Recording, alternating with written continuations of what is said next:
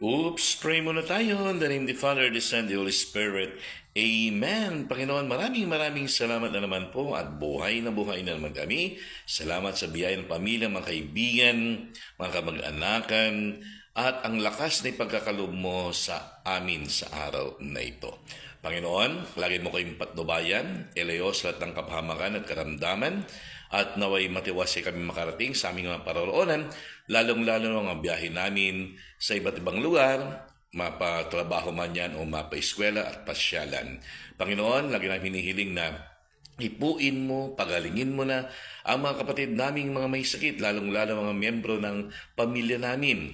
Naway hipuin mo sila at ibigay sa kanilang kagalingan upang makabalik na sa paglilingkod sa iyo. Kaya din, Panginoon, patuloy namin pinagdarasal ang mga kapatid namin mga OFW, mga nagtatrabaho sa ibang bansa na nagsasakripisyo para maitaguyod ang kanilang pamilya at ang bawat pamilya namin.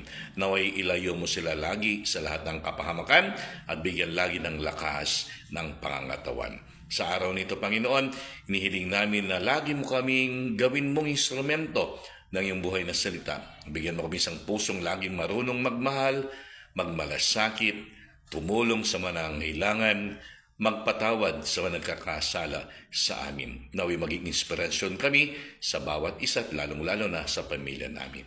Amen.